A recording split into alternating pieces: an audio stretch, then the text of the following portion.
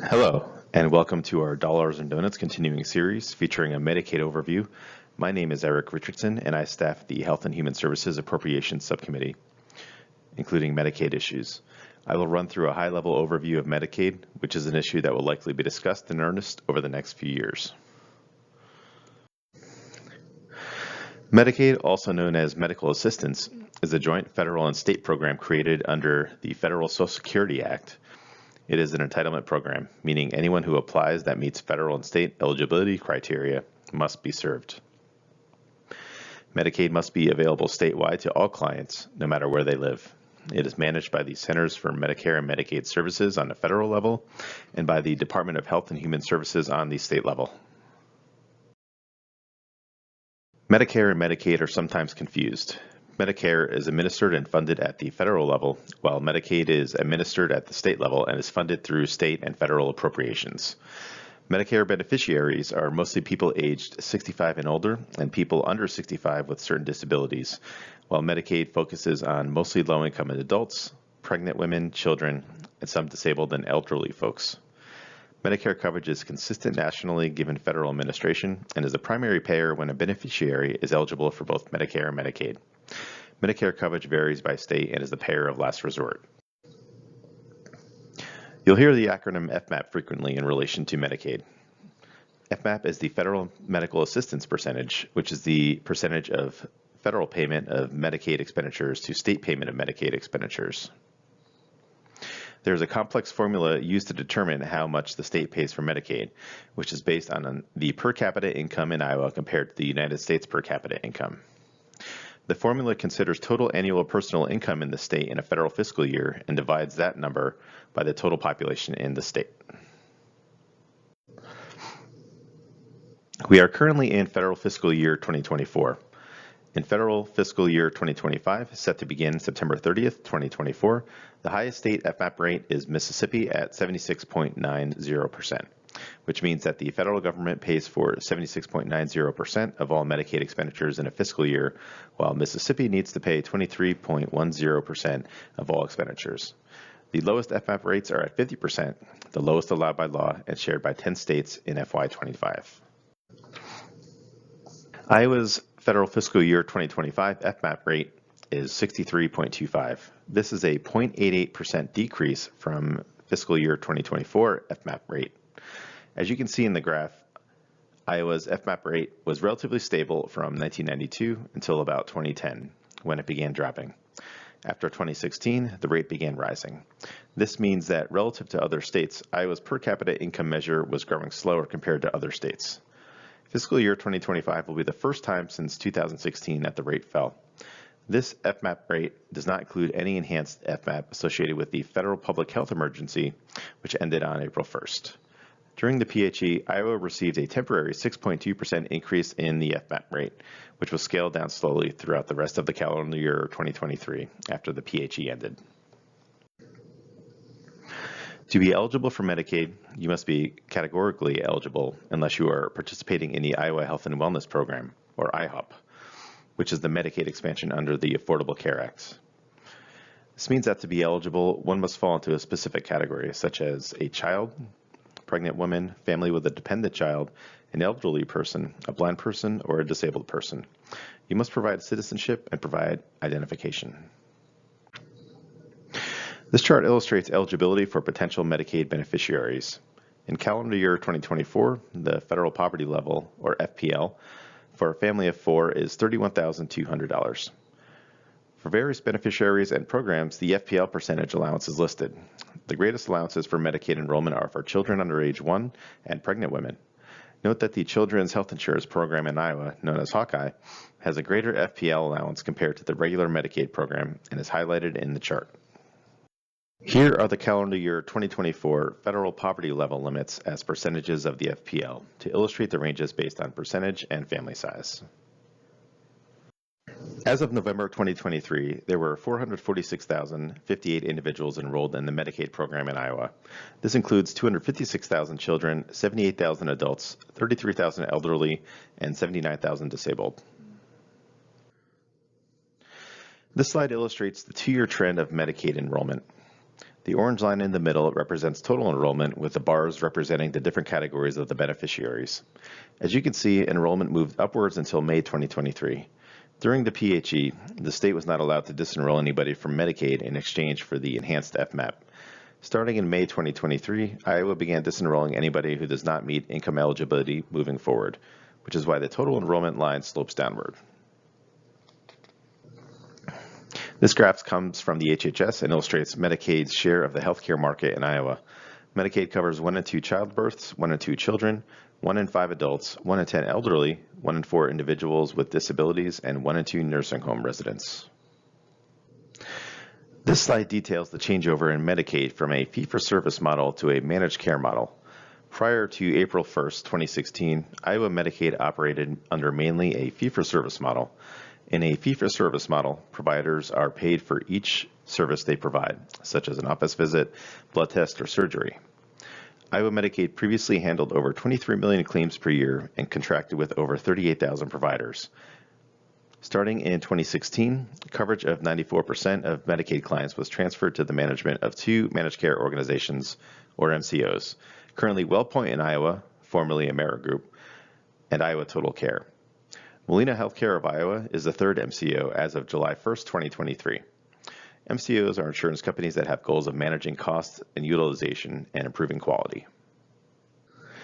MCOs rely on capitation payments from the state and accept a set per member per month or capitation payment for services. This provides the state with more certainty in regard to Medicaid expenditures. Some examples include a healthy child between ages 1 and 5. The MCO receives $173 per month for her care, while the MCO receives $4,513 per month for grandma's care in a nursing home. Every year, the MCOs contract with the state any potential increases in capitation payments. Iowa is required by the federal government to provide a minimum set of services in order to receive federal matching funds.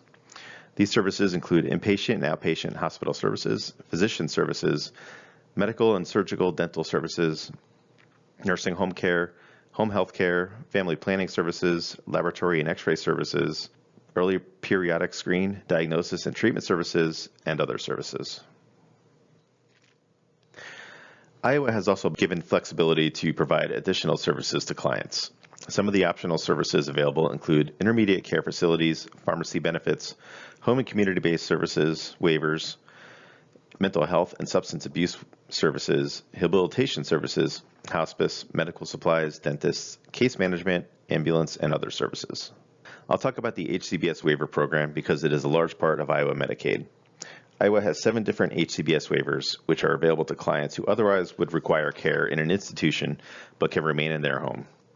Waivers include the Ill and Handicapped waiver, which provides services for blind or disabled persons under the age of 65, the AIDS HIV waiver, the Elderly waiver, the Intellectual Disabilities waiver, the Brain Injury waiver, the Physical Disability waiver, and the Children's Mental Health waiver, which provides services for children diagnosed with a serious emotional disturbance. The HCBS waivers provide individuals access to a variety of different supplemental services. Some of the more common waiver services include adult daycare, consumer-directed attendant care, home and vehicle modification, home health aides, supported community living, respite care, transportation services, and a consumer choice option. Next, I'll move on to the Iowa Health and Wellness Program, known as IHOP. This is the Medicaid expansion as part of the Federal Affordable Care Act. The program covers adults aged 19 through 64 with income between 0 and 133% of the FPL, who are not otherwise eligible for Medicaid, Medicare, or affordable insurance. Clients are enrolled with an MCO and have access to the same provider network as the regular Medicaid program. Enrollees are eligible for 12 months with income re-verified for eligibility near the end of the 12-month period. For IHOP, there are no co-payments except $8 for using the emergency room when it is not a medical emergency. There are no monthly contributions or premiums in the first year, and no contributions after the first year if the member completes preventative services and/or wellness activities. There are monthly contributions only for adults with income at 50% of the FPL or above if preventative services or wellness activities are not completed. As of November 2023, there were approximately 197,000 individuals enrolled in the IHOP. The program had seen the same surge in enrollment due to the disenrollment requirements related to the 6.2% enhanced FMAP maintenance of effort requirement as Medicaid. Once the PHE ended on April 1st, 2023, approximately 56,000 clients have been disenrolled based on income eligibility or other factors. Overall expenditures for Medicaid and IHOP in FY 2023 totaled $6.987 billion. This includes approximately $5 billion in federal payments, $1.7 billion in state funds, and $229.3 million from other funds, such as hospital fees. Top expenditure categories include hospitals, nursing facilities, intermediate care facilities, HCBS waivers, mental health services, and physicians. This graph looks at FY 2023 Medicaid enrollment and expenditures. 59% of enrollees were children, with smaller percentages for the disabled, adults, and the elderly.